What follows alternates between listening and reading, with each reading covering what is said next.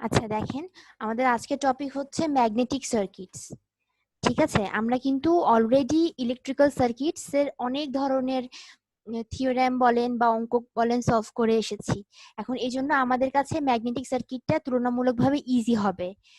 ঠিক আছে, আমরা কি করব, আমরা ট্রাই করব হচ্ছে আপনার ইলেকট্রিক্যাল সার্কিটের সাথে এই সার্কিটের মানে ম্যাগনেটিক সার্কিটের কি কি অ্যানালজি আছে সেটা ধরে ধরে এগুতে, তাহলে আমাদের জন্য একটু ইজি হবে বুঝতে আর কি। আচ্ছা দেখেন, আমি আজকে শুধুমাত্র কিছু ইন্ট্রোডাকশন মানে যেগুলো ছোটবেলায় পড়ে এসেছেন সেগুলো একটু রিভিউ করব। আমাদের টপিক মানে সিলেবাসে কি কি আছে সেটা একটু লক্ষ্য করেন আগে। আমাদের সিলেবাসে আছে হচ্ছে, দেখেন এইভাবে লেখা আছে, আপনাদের সিলেবাসটা দেখবেন যে বিভিন্ন ল, এই ম্যাগনেটিক সার্কিটস এর আমরা বিভিন্ন ল আমাদের টপিক মানে কভার করতে হবে আর কি। সিলেবাসে এটা আছে যে different laws in magnetic circuits. এখন ল বলতে আমাদের কিন্তু অনেকগুলো ল আছে, সেগুলো আমরা আস্তে আস্তে যাব।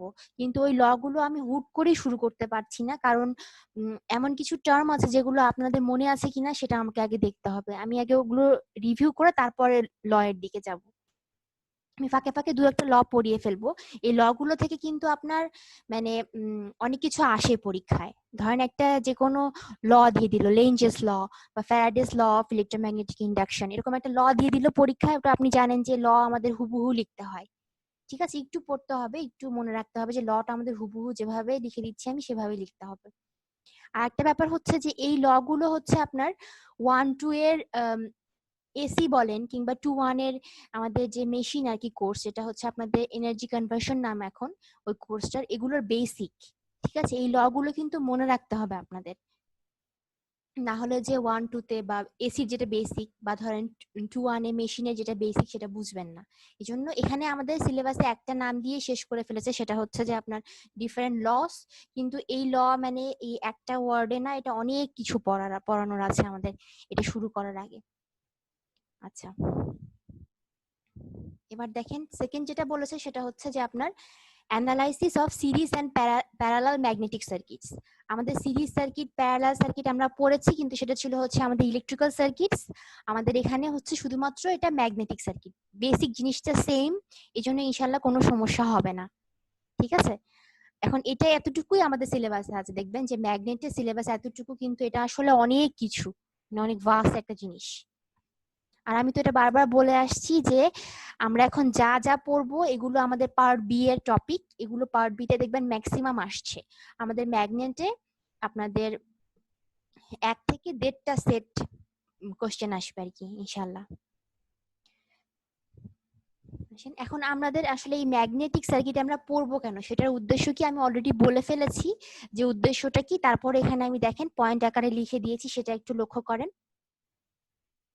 বলেছে কি যে আপনার ইলেকট্রিক্যাল সার্কিট আর ম্যাগনেটিক সার্কিটের মধ্যে কি কি সাদৃশ্য আর মানে ডিফারেন্স আছে সেগুলো হচ্ছে আমাদের এখানে জানার চেষ্টা করতে হবে। যে কিছু সিমিলারিটিস আছে আবার কিছু ডিফারেন্সেস আছে, সেগুলো কি সেগুলো আমরা জানার ট্রাই করব। এগুলো জানার ট্রাই করার উদ্দেশ্য হচ্ছে আমরা যে ম্যাগনেটিক সার্কিটের যেগুলো প্যারামিটার গুলো সেগুলো যেন ক্লিয়ার হয় আমাদের। আমরা যদি এর সাথে আপনার অ্যানালজি ক্রিয়েট করতে পারি একটা ইলেকট্রিক্যাল সার্কিট আর ম্যাগনেটিক সার্কিটের মধ্যে, তাহলে আমাদের জন্য ম্যাগনেটিক সার্কিট গুলো সলভ করা ইজি হবে, যেহেতু আমরা অলরেডি ইলেকট্রিক্যাল সার্কিট গুলো সলভ করে এসেছি। আচ্ছা, আমার কথা কি সবাই শুনতে পাচ্ছেন? জি ম্যাম। আচ্ছা, থ্যাংক ইউ। এবার দেখেন এটা আমি লিখেছি যে আমাদের কেন এটা পড়ছি, আমরা ম্যাগনেটিক সার্কিট হুট করে কেন পড়ছি, ছোটবেলার পড়া, এটা এখানে এসে কি কাজে লাগছে। এটাই বলেছি যে বিভিন্ন জিনিস আমরা যেন ভালোভাবে ক্লিয়ার করে বুঝতে পারি। এখন ম্যাগনেটিক সার্কিট আমার সলভ করা কেন দরকার সেটা এখানে লিখেছি। দেখেন যে আমরা আসলে চাচ্ছি কি যে আপনার এই যে ম্যাগনেটিক সার্কিট যদি আমরা পুরোপুরি ক্লিয়ার ভাবে বুঝি, তাহলে যেটা হবে সেটা আমাদের বিভিন্ন ইলেকট্রিক্যাল যেগুলো মেশিন আছে সেগুলো বুঝতে ইজি হবে। এই মেশিনগুলোর বেসিক কিন্তু হচ্ছে আপনার ম্যাগনেটিক সার্কিট আসলে, আর ওই ল গুলো আমাদের একটু বুঝতে হবে। সেজন্য আমরা কি করছি, ম্যাগনেটিক সার্কিটটা মানে ক্লিয়ার করার ট্রাই করছি। আচ্ছা, এটা একটু সবাই রিডিং পয়েন্ট, এগুলো আমাদের ছোটবেলার পড়া, এটা একটু দেখেন সবাই।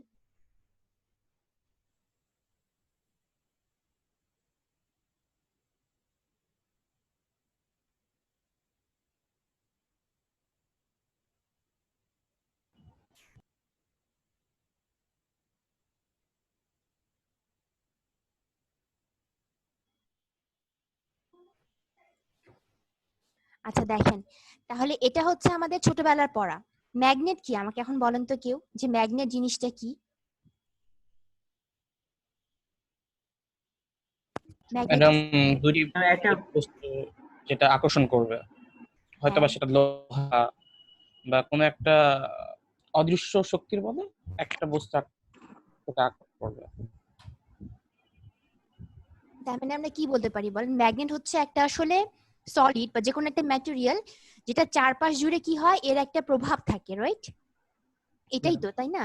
মানে এর চারপাশে আপনি যদি একটা নির্দিষ্ট স্থান চিন্তা করেন, তাহলে কি হবে, এই এই জায়গাটার মধ্যে আপনি যদি কোনো ম্যাগনেটিক ম্যাটেরিয়াল রাখেন, যেমন ফেরোম্যাগনেটিক ম্যাটেরিয়াল, তাহলে সে কি করবে, সেটাকে অ্যাট্রাক্ট করতে পারে বা রিপেল করতে পারে। এটা আমরা জানি। মানে ম্যাডাম থিওরিটিক্যালি যদি বলি তাহলে হচ্ছে একটা ম্যাটেরিয়ালের মধ্যে যত সব পজিটিভ চার্জ থেকে একদিকে যায় আর নেগেটিভ যত চার্জ থেকে আরেকদিকে গেলে ম্যাডাম এক ম্যাগনেটের একটা পোল সৃষ্টি হয় এই টাইপের কিছু। জি, এখন দেখেন ম্যাগনেট আসলে কি বলেন তো, ম্যাগনেট কয় ধরনের? Paramagnetic, ferromagnetic. এগুলো হচ্ছে আপনার ম্যাটেরিয়ালকে ভাগ করা হয় ম্যাগনেটিজম অনুসারে। আচ্ছা দেখেন, ম্যাগনেটকে যদি আপনি এভাবে, এটা আমরা ছোটবেলায় পড়েছি যে আপনি যদি একটা ম্যাগনেটকে এরকম করে বেঁধে ঝুলিয়ে দেন, তাহলে কি হবে বলেন তো, সে নর্থ পোল নর্থের সাউথ পোল, দিকে। এটা আমরা জানি যে কি হবে, যে নর্থ আর সাউথের দিকে সে ঘুরে থাকবে, রাইট? এগুলো জি একদম ম্যাম। ছোটবেলার পড়া। আচ্ছা, আর এটাও আমি এখানে লিখে দিয়েছি, দেখেন ম্যাগনেটিক ফিল্ডটা কি, যে একটা যেই স্থান জুড়ে ওই ম্যাগনেটের প্রভাব পরিলক্ষিত হয় সেই স্থানটুকু হচ্ছে কি ম্যাগনেটিক ফিল্ড। আচ্ছা, এবার দেখেন আমি এখানে ডেফিনেশন আকারে লিখেছি যে ম্যাগনেট আসলে কি, যেটা মানে জিজ্ঞেস করলাম, এটা আমি লিখে দিয়েছি এখানে। দেখেন যে এরকম একটা যে স্থান জুড়ে একটা যে কোনো একটা ম্যাটেরিয়াল একটা নির্দিষ্ট স্থান জুড়ে এরকম নিকেল বা লোহাকে অ্যাট্রাক্ট করবে বা রিপেল করবে, সেই ম্যাটেরিয়ালটাই হচ্ছে আমরা ম্যাগনেট বলি। এখন দেখেন ম্যাগনেট এখানে আসলে আমরা দুভাগে ভাগ করছি। যেটা আপনি বললেন আবি, সেটা হচ্ছে কি যে ওই ম্যাটেরিয়াল গুলোকে ম্যাগনেটিজম অনুসারে কিভাবে ভাগ করা যায়, সব ম্যাটেরিয়ালকে, রাইট? কিন্তু ম্যাগনেটকে আমরা কিভাবে ভাগ করি, দেখেন পার্মানেন্ট আর টেম্পোরারি ম্যাগনেট, এটা আমরা জানি না। জি ম্যাডাম। এখন বলেন পার্মানেন্ট ম্যাগনেট কি? ম্যাডাম, যেটা সবসময় এই ম্যাগনেটিজমের ধরে আচরণটা রাখে। ইয়া করবে, শো করবে, হ্যাঁ। আর আচ্ছা টেম্পোরারিটা হচ্ছে মানে কোনো একটা জিনিসের সাহায্যে এনে বা কোনো ওই ম্যাগনেটের সাহায্যে এনে তাকে আমরা ওই ম্যাগনেটে ইলেকট্রিক রূপান্তর ম্যাগনেট। করবো কিছুক্ষণের জন্য। হ্যাঁ, এই যে একজন বললেন যে টেম্পোরারি ম্যাগনেটেরই কি একটা একটা ভাগ হচ্ছে ইলেকট্রোম্যাগনেট, তাই ইলেকট্রোম্যাগনেটকে আমরা কি বলি, জি ম্যাডাম। Temporary magnet.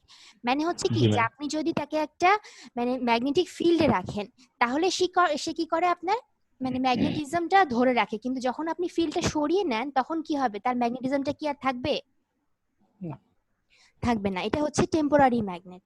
এখন দেখেন এই যে আমরা যতগুলো পড়বো সরি, এরপরে আমরা যতগুলো পড়বো দেখবেন যে এই ম্যাগনেটিক সার্কিটে সবগুলো কিন্তু আমার টেম্পোরারি ম্যাগনেট নিয়ে চিন্তা ভাবনা কাজ করা হচ্ছে। যে আমরা ধরেন মোটর বা জেনারেটর যেগুলো ডিজাইন করবো সবগুলো আমার টেম্পোরারি ম্যাগনেট মানে ইউজ করেই করা হচ্ছে। কেন বলেন তো, বলতে পারবেন নাকি আমাকে? ম্যাডাম, ওই যে ইলেকট্রোম্যাগনেটিকের জন্য আমাদের যেখানে ইলেকট্রিসিটি উৎপন্ন হবে আমরা তো সেটা নিয়ে কাজ করবো, তাই না? আমরা ইলেকট্রিসিটি হ্যাঁ সাপ্লাই দিলে সে কি করবে, আপনার একটা ম্যাগনেটিক ফিল্ড তৈরি করবে, তাই না, তার চারপাশে ফিল্ড জুড়ে। তৈরি করবে, জি ম্যাডাম। এখন জি কেন এটার রিজন হচ্ছে যে আপনার পার্মানেন্ট ম্যাগনেটকে কিন্তু আপনি দেখেন ওর ম্যাগনেটিজমকে কিন্তু আপনি কন্ট্রোল করতে পারছেন না, তাই না? কিন্তু টেম্পোরারি ম্যাগনেটকে আপনি কি করছেন বলেন তো, আপনার উপর ডিপেন্ড করছে না, যে আপনি যেভাবে সাপ্লাই দিচ্ছেন এই যে ইলেকট্রিক কারেন্ট, সেই অনুসারে তার ফিল্ডটা তৈরি হচ্ছে না, তার উপর ডিপেন্ড করে। এখানে দেখেন এই কথাটা যে আমি লিখেছি এটা একটু পড়েন সবাই। ইলেকট্রোম্যাগনেটটা কি?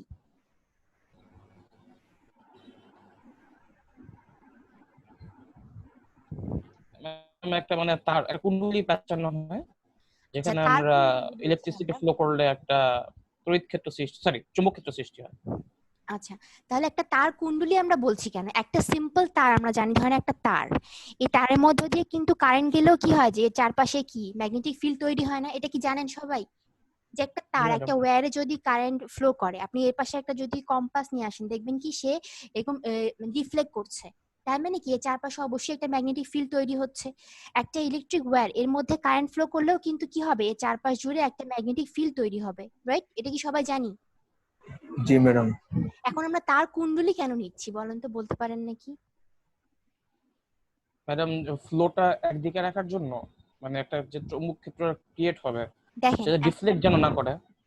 দেখেন ব্যাপারটা হচ্ছে কি যে আপনি যদি একটা তার চিন্তা করেন, এখানে কি এর চারপাশ জুড়ে যে ম্যাগনেটিক ফিল্ডটা তৈরি হয়, আপনি যদি তারটাকে এরকম করে পেঁচালে কি হবে বলেন তো? এই যে এখানে এদিকে একটা কারেন্ট, এদিকে একটা, সবগুলোর জন্য কি এক একটা করে চৌম্বক ক্ষেত্র তৈরি হবে না? এই পাশে একটা ফিল্ড, এই পাশে একটা ফিল্ড, তাহলে এই ক্ষেত্রে কি হবে? আপনার তারকুণ্ডলী চারপাশে কি হবে?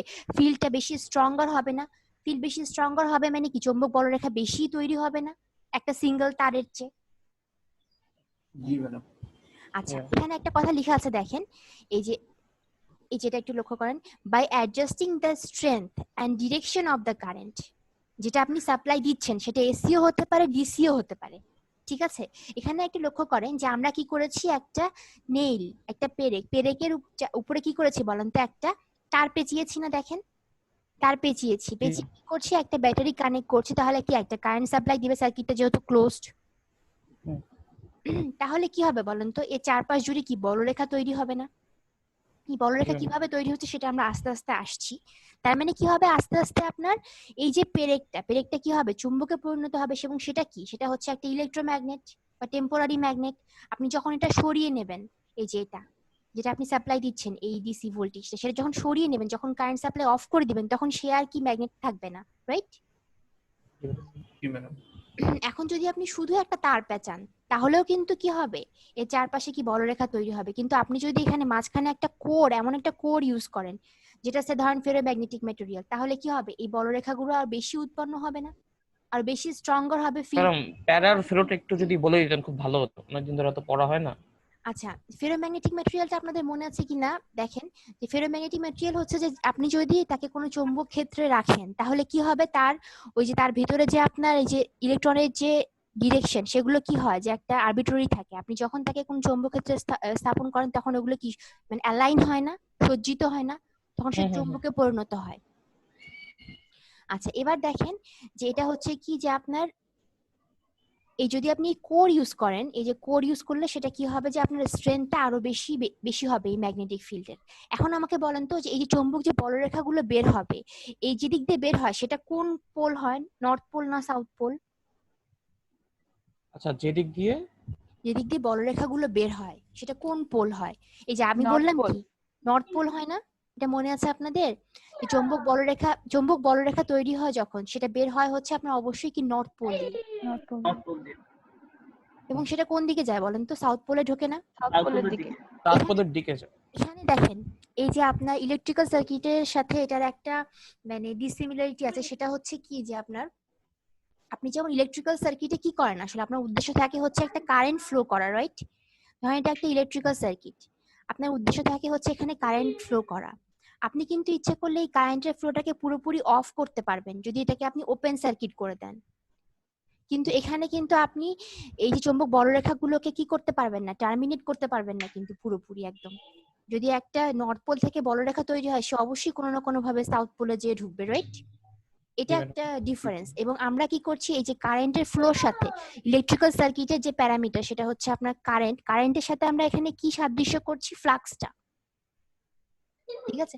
তাহলে এটা হচ্ছে আমাদের কি ছিল, ইলেকট্রোম্যাগনেটটা আসলে কি আপনার এক ধরনের টেম্পোরারি ম্যাগনেট, যেখানে আমরা কি করি, আমরা নিজে সাপ্লাই দেই কারেন্ট, এবং কারেন্ট ফ্লো করার ফলে কি হয়, সেই এলিমেন্টটা বলেন বা এর আশেপাশে বলেন, যদি শুধু আপনার এরকম তার থাকে, তার আশেপাশে কি হয়, একটা চৌম্বক বলরেখা বা একটা ম্যাগনেটিক ফিল্ড তৈরি হয়, ঠিক আছে? আপনারা ইচ্ছে করলে এটা দেখতে পারেন একটু, এই ভিডিওটা একটা লিংক দিয়েছি আমি, এটা দেখতে পারেন ইচ্ছে করলে আপনার। এখানে একটা দেখেন, আমি একটা এক্সাম্পলও দিয়েছি, সেটা হচ্ছে কি আপনার কোথায় ইউজ করা হয়, একটা ইলেকট্রিক্যাল মেশিন, যেটা আমাদের দরকার হবে আপনাদের 2-1 এ যে মোটর জেনারেটর তৈরি করার জন্য এই প্রিন্সিপালটা আমাদের কাজে লাগে কিভাবে সেটা। আচ্ছা, এবার আসেন আমরা এই যে এই ল গুলো শুরু করব সবকিছু, এর আগে হচ্ছে আমরা কয়েকটা জিনিস একটু রিভিউ করব, সেটা হচ্ছে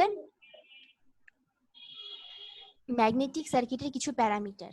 তার মধ্যে প্রথম একটু কিউ মিউট করবেন, কথা শোনা যাচ্ছে তো? এখানে কি হচ্ছে, আপনার প্রথম প্যারামিটারটা হচ্ছে আপনার ম্যাগনেটিক ফ্লাক্স।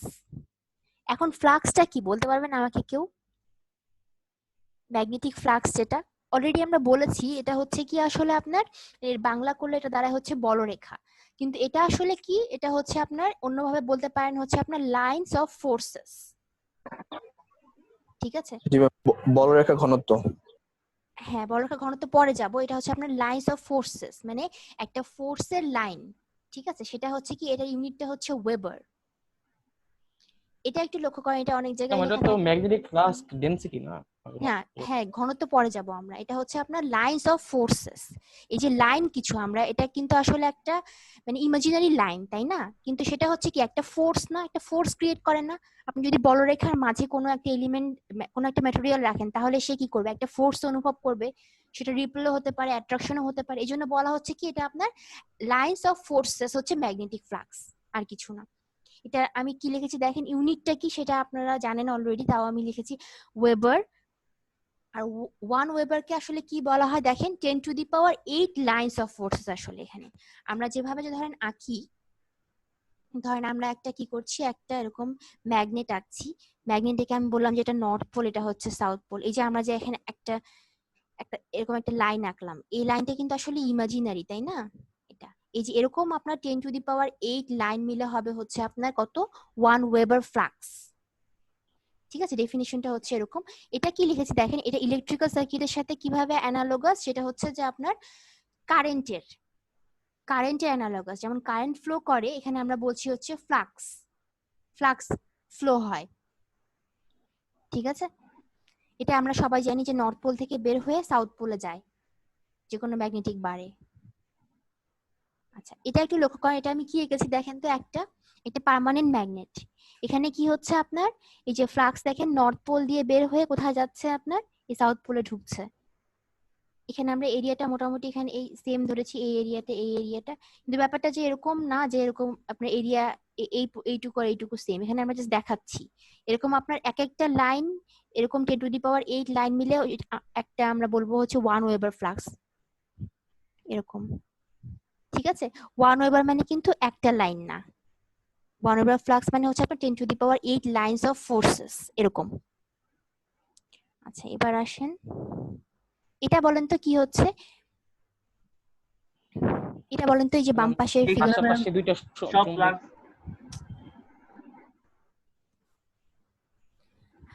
বলেন এটা কি হচ্ছে?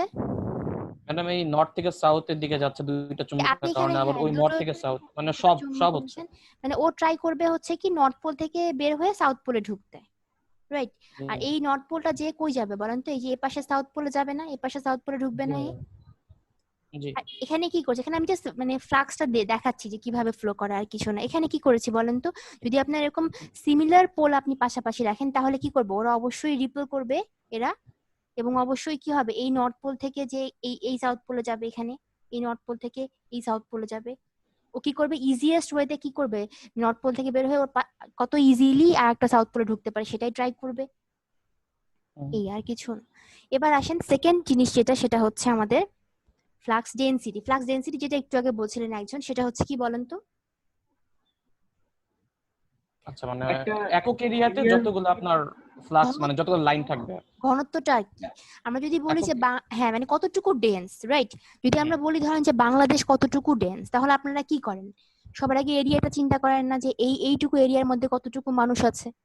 সেরকম এই ব্যাপারটাও তাই, যেখানে আপনি যদি ফ্লাক্স ডেনসিটি চিন্তা করেন, তাহলে আপনি কি করবেন, আপনার এরিয়া বলে একটা ব্যাপার আসবে, যে ইউনিট এরিয়াতে আপনার কি পরিমাণ ফ্লাক্স ফ্লো হচ্ছে, রাইট? এটাই তো হচ্ছে ফ্লাক্স ডেনসিটি বা ঘনত্ব।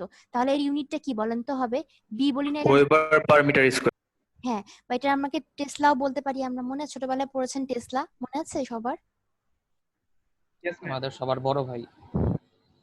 তাহলে এটা কি হবে বলেন তো, যে ওয়েবার পার মিটার স্কয়ার, এটাও বলতে পারেন বা এটাও বলতে পারেন। এগুলো আমি জাস্ট রিভিউ করছি, এভাবে করলে একটু যদি মনে আসে আপনাদের ছোটবেলার পড়াটা, এখন এগুলো আমাদের পরবর্তীতে যে যখন আমরা সার্কিট সলভ করবো তখন লাগবে। বুঝতেই পারছেন আমাদের এখানে জিনিসগুলো হচ্ছে কি, যে আমরা ল গুলো শিখবো, বেসিক ল গুলো, আর হচ্ছে সার্কিট সলভ করা শিখবো, series are parallel magnetic circuit solve করা।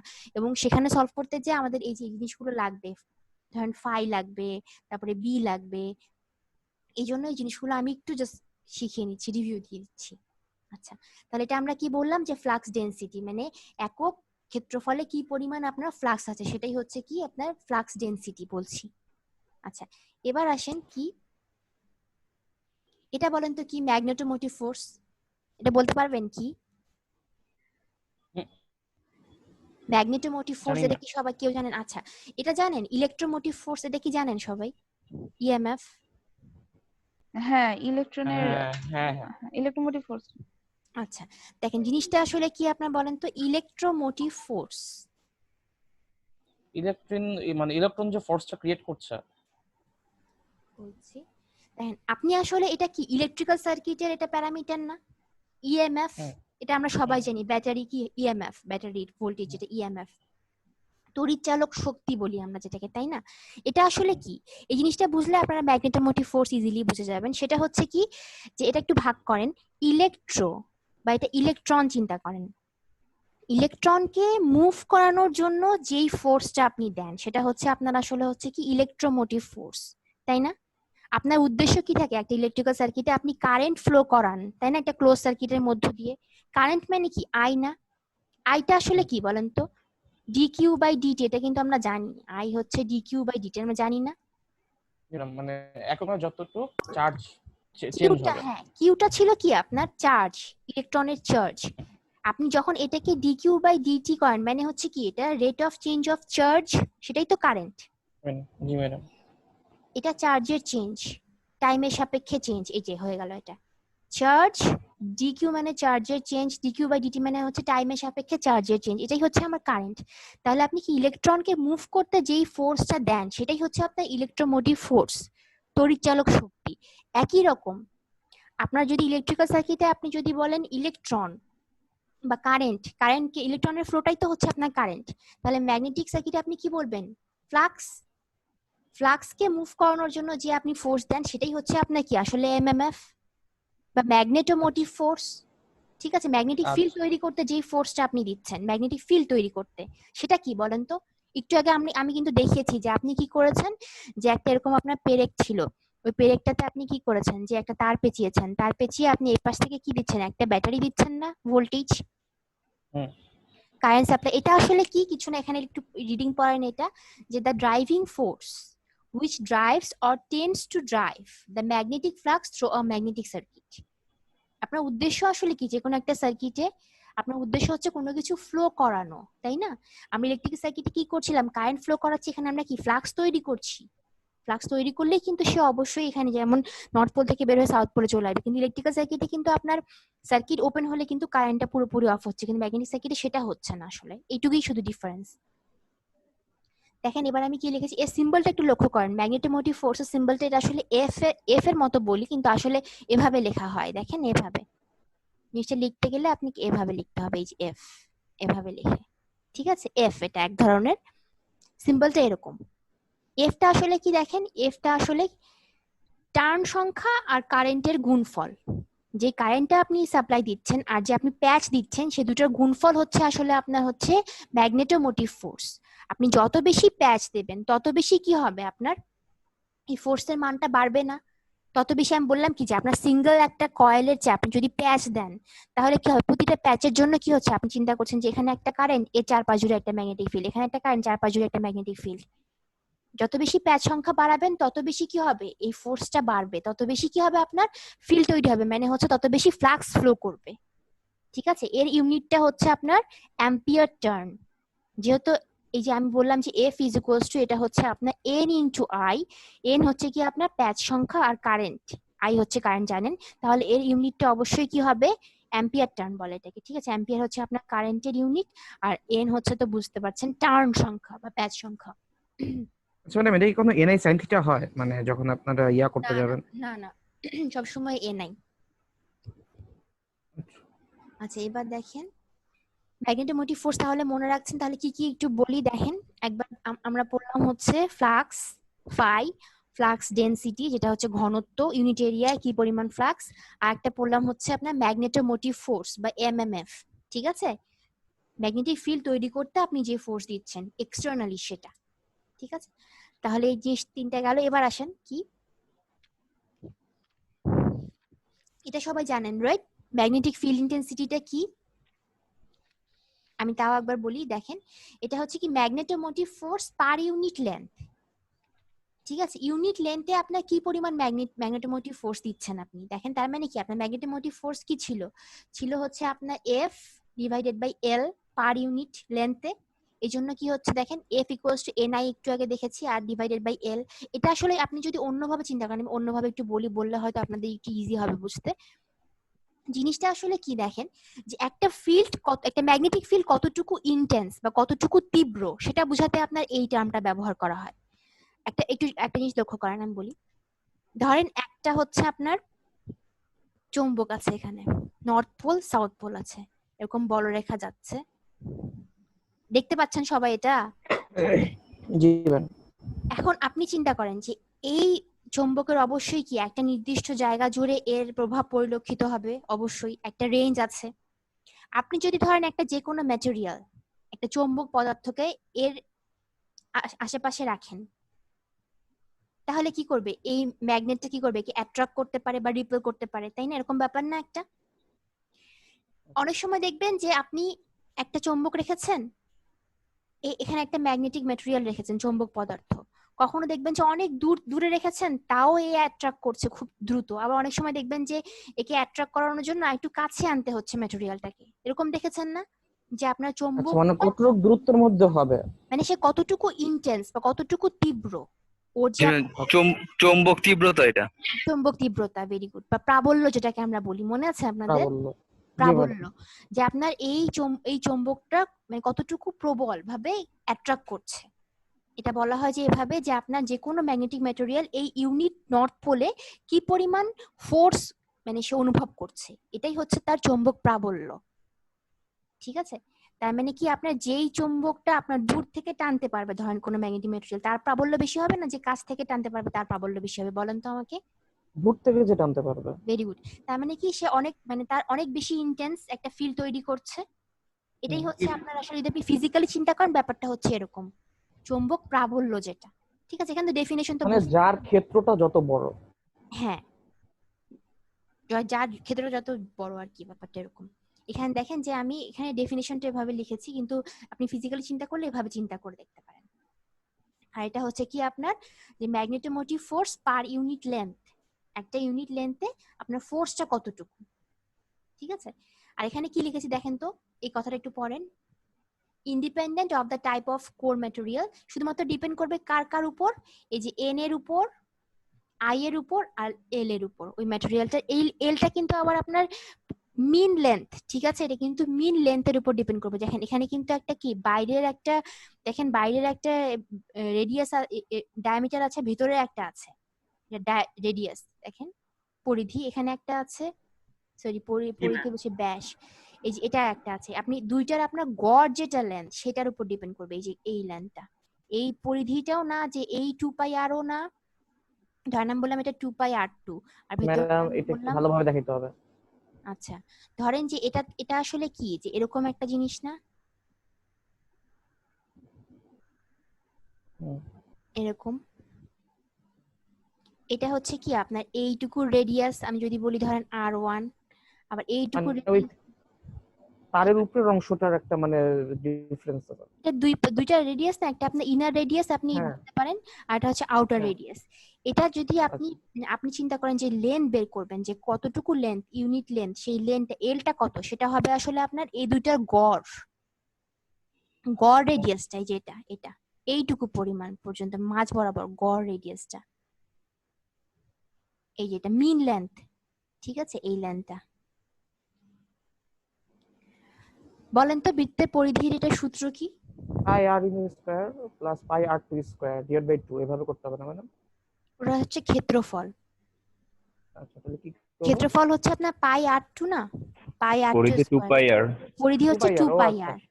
সরি, তাহলে আপনি আরটা বের করবেন হচ্ছে আপনার এভাবে বের করতে পারেন যে r1 যোগ r2/2, এই গড়টা বের করে তারপরে আপনার পরিধিটা বের করবেন, যে এই লেনটা বের করার জন্য মিনটা বের করতে হবে, সেটা হবে আপনার কত 2πr। এই rটা হচ্ছে আসলে গড়, এই যে r1 আর r2 এর গড়টা।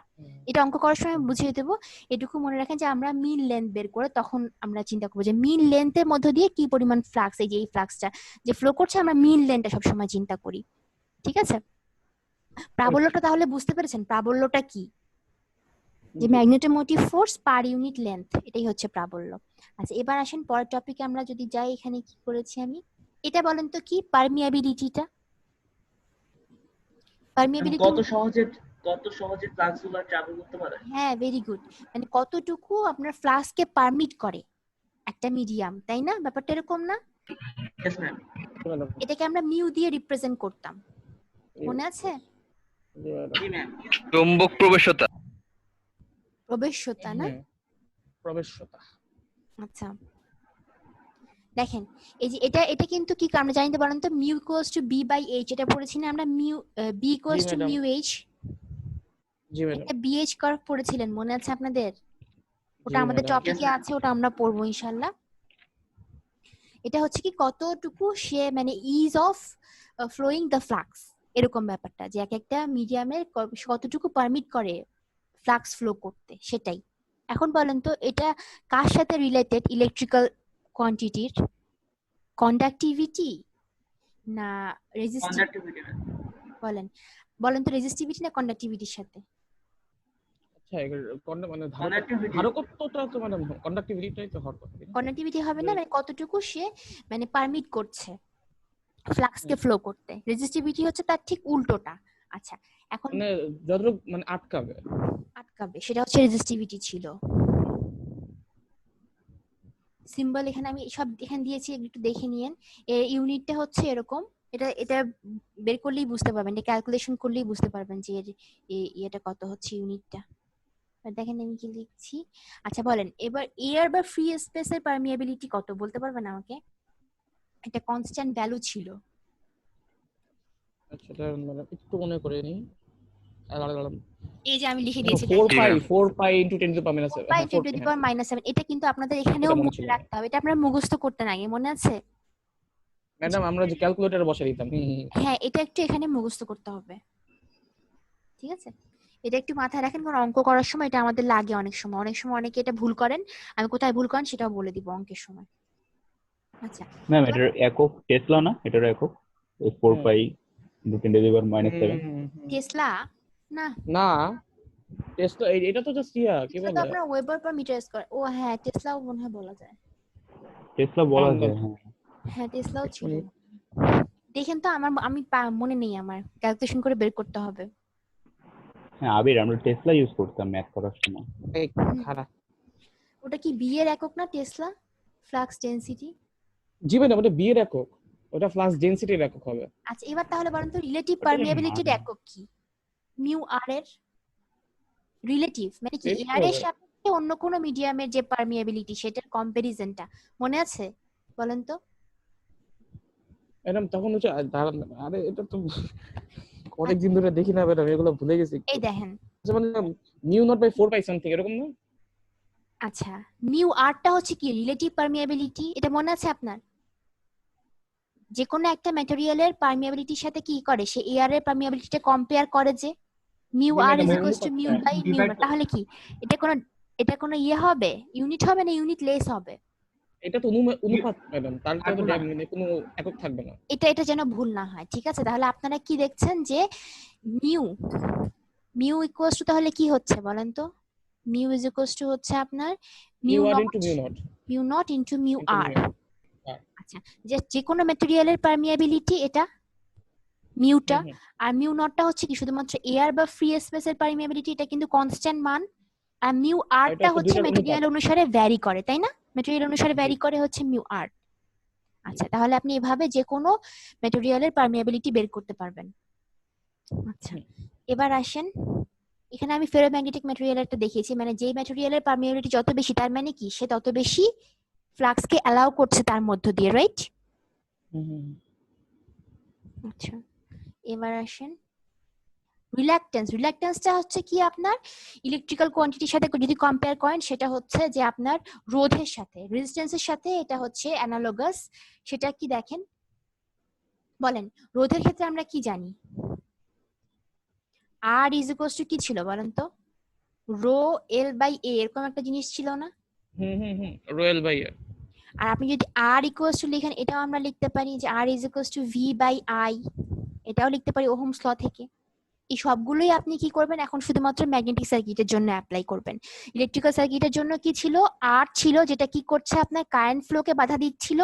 আমাদের ম্যাগনেটিক সার্কিটের জন্য কি সেই আরটাকে আমরা বলবো হচ্ছে রিল্যাকটেন্স, সেটা কি করবে অবশ্যই ফ্লাক্সকে ফ্লো করতে বাধা দিবে, তাই না? একটা সার্কিটে একটা ম্যাগনেটিক ম্যাটেরিয়ালের ধরেন কোনো একটা পোরশনে আপনি কি করছেন ফ্লাক্স ফ্লো করাতে চাচ্ছেন, বা ফ্লাক্স এখানে সেট করাতে চাচ্ছেন এভাবে যদি আমরা বলি, এবং সেই ম্যাটেরিয়ালটা কিন্তু ইজিলি ফ্লাক্স কিন্তু সে অ্যালাউ করছে না, তাহলে তার যে আপনার যে অপোজিশনের যে মেজারমেন্টটা সেটাই হচ্ছে আপনার কি রিল্যাক্টেন্স। আসলে কথাটা বুঝতে পেরেছেন? জাস্ট এটা হচ্ছে এখানে লিখে দিচ্ছি, দেখেন যে এটা ইলেকট্রিক্যাল সার্কিটের কি রেজিস্ট্যান্সের অ্যানালগাস। অ্যানালগাস মানে হচ্ছে কি সাদৃশ্যতা, কার সাথে? ইলেকট্রিক্যাল সার্কিটের সাথে আপনি কম্পারিজন করলে আপনার জিনিসটা বুঝতে ইজি হবে। আচ্ছা, এবার আসেন আমি কি লিখেছি দেখেন। এই সিম্বলটা এরকম, এটা এস দিয়েও অনেক সময় ডেনোট করা হয়, এস দিয়ে, ঠিক আছে, এস দিয়ে ডেনোট করা হয়, কিন্তু এখানে এই যে এটা আর এর মতো করে লিখে কিন্তু একটু ডিফারেন্ট ভাবে। বলেন, আমরা যদি বলি R is equals to V by I electrical সার্কিটের জন্য, তাহলে এখানে রিল্যাক্টেন্স ইকুয়ালস টু কি লিখবেন বলেন তো? রো রো মানে রো ইনটু এল বাই আর। হ্যাঁ ঠিক আছে, সেটা লিখতে পারবেন। রিল্যাক্টেন্স ইকুয়ালস টু এখানে ভি এর জায়গায় কি ছিল, এটা আপনার ছিল যদি আপনি ই বাই আই ও লিখতে পারেন, ধরেন ইলেকট্রোমোটিভ ফোর্স বাই কারেন্ট, এরকম না ব্যাপারটা? ইলেকট্রিক্যাল সার্কিট চিন্তা করেন, ইলেকট্রিক্যাল সার্কিটের জন্য রোধটা আসলে কি? Electromotive force by current. তাহলে ম্যাগনেটিক সার্কিটের জন্য আপনার কি হবে? ম্যাগনেটোমোটিভ ফোর্স বা এমএমএফ ডিভাইডেড বাই কি ফ্লাক্স হবে না? চিন্তা করেন, যদি আমি ওহমস ল চিন্তা করি, ওহমস লর ক্ষেত্রে কি হচ্ছে আমরা জানি, R is equals to V by I, এরকমও লিখতে পারেন। আর আপনারা ভি বুঝতে পারছেন না দেখে আমি কি করলাম, যে আপনার ভি এর জায়গায় ই লিখলাম। তাহলে আপনি কি এখানে ইএমএফ বাই আই লিখতে পারেন, অথবা এখানে কি আমরা লিখতে পারবো, ম্যাগনেটিক সার্কিটের জন্য কি লিখতে পারবো, ইলেকট্রোমোটিভ ফোর্সের জায়গায় ম্যাগনেটোমোটিভ ফোর্স, সেটাকে আমি বললাম যে সিম্বলটা আমার কেমন হবে, এই যে এরকম, ডিভাইডেড বাই ফাই। আই এর জায়গায় কি হবে আপনার, আইটা কিসের অ্যানালগাস? আপনার ম্যাগনেটিক সার্কিটের জন্য ফাই এর অ্যানালগাস। আপনি কারেন্ট ফ্লো করাচ্ছেন, এখানে আপনি ফ্লাক্স ফ্লো করাচ্ছিলেন, ব্যাপারটা এরকম না? আচ্ছা, এই জিনিসটা এখানে ইউনিট লিখেছি। আচ্ছা ম্যাডাম, নতুন জিনিস তো মাথায় একটু ধরতে একটু সময় লাগবে। হ্যাঁ অবশ্যই, কোনো সমস্যা নেই, আস্তে আস্তে যান। এটা তো বুঝছেন না যে আপনি ইলেকট্রিক্যাল সার্কিটের জন্য R is equals to V by I লিখতেন যে, তাহলে ম্যাগনেটিক সার্কিটের জন্য কি হবে, ওই একই রকম, ইএমএফ এর জায়গায় খালি এমএমএফ আসবে, আর আই এর জায়গাটা ফাই আসবে। ফাই আসবে। ওখানে মানে কতটুকু তাহলে করে মানে সেটা চুম্বক প্রবেশ করতে পারবে। চুম্বক হ্যাঁ, বলরেখা যতটুকু আপনি ফ্লো করাতে পারছেন, এটা বাড়া মানে কি, সে আরো বেশি চুম্বকে পরিণত হচ্ছে, তাই না? যত বেশি আপনার ফ্লাক্স তত বেশি সে চুম্বকে পরিণত হচ্ছে, তাই না? ম্যাগনেটটা মানে ম্যাটেরিয়ালটা। আচ্ছা, তাহলে এইটার জায়গায় আপনি কি, এটা হচ্ছে আপনার এমএমএফ এর জায়গায় আপনি এনআই লিখতে পারেন না? একটু আগে দেখালাম যে ম্যাগনেটোমোটিভ ফোর্স, সেটা হচ্ছে কি আপনার প্যাচ সংখ্যা ইনটু কারেন্টের গুণফল। এটা এন এনআইও লেখা যায়, তাই না? NI is equals to phi into R. এগুলো কিন্তু সূত্র মনে রাখতে হবে, আমি আবার একবার রিভিউ করাবো অঙ্ক করার আগে। এরকম কিন্তু পরীক্ষায় আপনাদের এরকম ডেফিনিশন হয়তো আসবে না, যে ডেফিনিশন লিখেন, তারপরে এগুলো আপনাদের মনে রাখা দরকার, এই জন্য আমি একটু একবার রিভিউ করাচ্ছি, মানে হুট করে শুরু করলে তো বুঝবেন না। আচ্ছা, এখানে আমি ওই ইকুয়েশনটা একটু ডিরাইভ করেছি, একটু লক্ষ্য করেন, এই যে এখান থেকে একটু আগে দেখেন, এই আগের স্লাইডটা, যে ম্যাগনেটোমোটিভ ফোর্স ইকুয়ালস টু কি এনআই, আমরা জানি, একটু আগে বললাম না যে এমএমএফ টা ইকুয়ালস টু কি, যে টার্ন সংখ্যা ইনটু কারেন্টের গুণফল। সেখান থেকে আমরা কি দেখলাম, যদি আপনি এটা বজ্র গুণন করেন কি হবে বলেন তো, ফাই ইনটু আর হবে না? ইজ ইকুয়াল টু ওই অদ্ভুত সাইনটা, যেমন মানে হচ্ছে আপনি V equals to I into R যেমন করতেন, সেরকম এখানে আপনি কি ভি বা ই ইকুয়ালস টু যদি আই ইনটু আর করেন, তাহলে এখানে কি হবে, ইটা হচ্ছিল ইলেকট্রোমোটিভ ফোর্স, আর এখন আপনার কি এই জায়গায় ম্যাগনেটোমোটিভ ফোর্স হবে, আই এর জায়গায় কি হবে, ফাই হবে, আর এই আর এর জায়গায় কি হবে, রিল্যাক্টেন্স হবে, আর তো কিছু না, তাই না? আচ্ছা মানে এটার নাম কি এই সাইনটা? কোনটা? এফ সামথিং, যে পিছে পিছে পিছে, হ্যাঁ যে এটা এফ, এফ। আচ্ছা, এফ বলে কিন্তু এভাবে লেখে, F is equals two NI. এটা কি বলেন তো আসলে, এমএমএফ না, ম্যাগনেটোমোটিভ ফোর্স না? আচ্ছা, এখন দেখেন আর কি কি লিখতে পারি আমরা, একটু আগে যেটা বললাম যে আর ইজ ইকুয়ালস টু আমার আসলে কি বলেন, আর ইকুয়ালস টু ছিল আমার rho L by A, right? মনে আছে এটা? লেন্থ, এরিয়া, এটা জানেন তো, রেজিস্টিভিটি। ম্যাডাম আজকে মনে হয় একটু ফাস্ট যেতেছেন। তাই এটা তো আসলে আমি অনেক তো সিলেবাস বুঝছেন পারবো না, ওই জন্য একটু ফার্স্ট যাচ্ছিলাম। আচ্ছা, এটা করে আমি শেষ করে দিব, সমস্যা নেই, তারপর এটা দেখলেই বুঝতে পারবেন। আচ্ছা বলেন, এই রোটা কি ছিল বলেন তো, আর এর ক্ষেত্রে এই যেটা রোটাকে কি বলে? Specific resistance. আচ্ছা ম্যাডাম এটা তো ধ্রুবকটা ছিল, ধ্রুবক ধ্রুবক ছিল, হ্যাঁ রাইট, এটা ছিল আপনার কি, যে রেজিস্টিভিটি বলে না এটাকে? Specific resistance. আচ্ছা, এটাকে যদি আমি ইনভার্স করি তাহলে সেটাকে কি বলবে বলেন তো? Specific conductivity. এটা না, এটা এটা জি ম্যাডাম, জি ম্যাডাম। এর একক কি ছিল মনে আছে আপনাদের? ওমেগা, সরি কি জানো সিগমা। দাঁড়ান দাঁড়ান, siemens. Sigma sigma sigma siemens. Siemens siemens. আচ্ছা, ওই যে ম্যাডাম তাহলে এরকম করা থাকে। এই যে রো কে আপনি এভাবে লিখতে পারেন যে ম্যাগনেটিক সার্কিটের ক্ষেত্রে 1/μ, কারণ যদি এটা রেজিস্টিভিটির উল্টোটা কি হচ্ছে আপনার পারমিয়াবিলিটি, তাই না? হুম। একটা বাধা দিচ্ছে আর অপোজিটটা হচ্ছে কি আপনার অ্যালাউ করছে ফ্লাক্সকে। তাহলে আমি ম্যাগনেটিক সার্কিটের জন্য কি লিখেছি দেখেন, আর এর জায়গায় কি লিখেছি রিল্যাকটেন্স, এরকম দেখতে আরটা, আর এখানে রো এর জায়গায় কি লিখেছি বলেন তো 1/μ, রাইট? এটা লিখতে পারেন না আপনি? এই রো এর জায়গায় রোটা কি ছিল বলেন? রেজিস্টিভিটি, এর জায়গায় আপনি কি লিখতে পারবেন? পারমিয়াবিলিটি। আর এলটা যা আছে এটা তাই আছে, একই রেখেছি, এটা কোনো চেঞ্জ করিনি। এটা কি বুঝছেন? দেখেন বুঝছেন কিনা ইলেকট্রিক্যাল সার্কিটের সাথে অ্যানালজিটা। ইলেকট্রিক্যাল সার্কিটের জন্য ছিল আমার R is equals to rho L by A, আমি শুধু রো এর জায়গায় কি বসিয়েছি 1/μ, আর কিছু চেঞ্জ করিনি। ঠিক আছে, কারণ এটা হচ্ছে একটা জি। আপনার রেজিস্টিভিটি আর একটা হচ্ছে কি পারমিয়াবিলিটি, একটা কি করছে বাধা দিচ্ছে আর একটা কি করছে অ্যালাউ করছে। ঠিক আছে, এখন আপনি এই আর এর মানটা যদি এখানে বসান দেখতে কেমন আচ্ছা হবে আচ্ছা ইকুয়েশনে? ম্যাডাম, একটু ম্যাডাম, তার মানে কি মানে চুম্বক ক্ষেত্রে রোধ আরো সাহায্য করবে? এটা কিন্তু রোধ না, এটা হচ্ছে মিউ। রিল্যাকটেন্স তো অপোজ করবেই, রিল্যাকটেন্সটা হচ্ছে বাধা, এটা রোধের মতোই। চিন্তা করেন। ওকে, আচ্ছা, এবার দেখেন আমি যদি ইকুয়েশন 1 এ এই রো এর মানটা আর এর মানটা বসাই তাহলে কেমন হবে দেখতে বলেন? ফাই ইনটু আর এর জায়গায় শুধু আমি এটা বসিয়েছি, এই যে এল, ফাইটা যা আছে তাই, আর আর এর জায়গায় বসিয়েছি হচ্ছে ইকুয়েশন 2 এর ভ্যালুটা এল মিউ এ। মিউটা কি বলেন? পারমিয়াবিলিটি, কতটুকু ফ্লাক্সকে সে পারমিট করছে। ঠিক আছে, এবার কি দেখেন, এটা আমরা জানি যে phi by A is equals to, আমি কি করেছি শুধুমাত্র একটু আলাদা করে লিখেছি, এই ফাই আর এটা এক পাশে লিখেছি আর এল বাই মিউটা একটু সরিয়ে লিখেছি। তাহলে কেমন হচ্ছে দেখেন, ফাই বাই এ কে আপনি কি লিখতে পারবেন? এটাকে লিখতে পারবেন বি, লিখতে পারবেন না? B equals to phi by A, একটু আগে যে দেখে আসলাম যে ফ্লাক্স ডেনসিটি যেটা। জি ম্যাডাম। আচ্ছা, তাহলে আবার কি B equals to mu H, এটা আমরা জানি, এটা আমরা আবার পড়বো, এটা আমরা জানি না B equals to mu H. আপনি যদি মিউ মিউ কাটা দেন তাহলে কি হবে? HL equals to H L. এইটা লাগবে আমাদের, ঠিক আছে পরে। আর এটা তো আমরা জানি তাই না যে এই যে এটা ইকুয়ালস টু, এখানে তাহলে কি লিখতে পারবেন যে F is equals to H L equals to N I. মানে এটা ম্যাডাম যখন যেটা দেওয়া থাকবে ওই দিক থেকে যখন যেটা সবগুলো দরকার সূত্র তখন কাজে সেটা লাগবে। আমাদের ইউজ করব। এটা খালি মনে রাখেন যে তাহলে ম্যাগনেটোমোটিভ ফোর্সটা আমার আসলে কি এন ইনটু আই। এটা থেকে আমরা দেখলাম যে এন আইটা আবার কি হচ্ছে এইচ এল এর সমান, এই যেখানে দেখেন আবার বের করলাম, তার মানে এই ইকুয়েশনটা একটু মাথায় রাখেন, আমরা যখন অঙ্ক করব তখন আমাদের এটা লাগবে। আচ্ছা, আমি আসলে আরো কিছু পড়াতে চাচ্ছিলাম আজকে, পড়াবো একটু? ম্যাডাম একটু পরে ম্যাথ ক্লাস। আচ্ছা ঠিক আছে, তাহলে আজকে যান। আমি তাহলে মানে একটু ইন্ট্রোডাকশনটা দিলাম, আমি এটা স্লাইডটা দিলে বুঝতে পারবেন, কিন্তু এখন আমার অনেক টপিক বাকি আছে তো, জন্য একটু আমি চেষ্টা করছিলাম দ্রুত যেতে।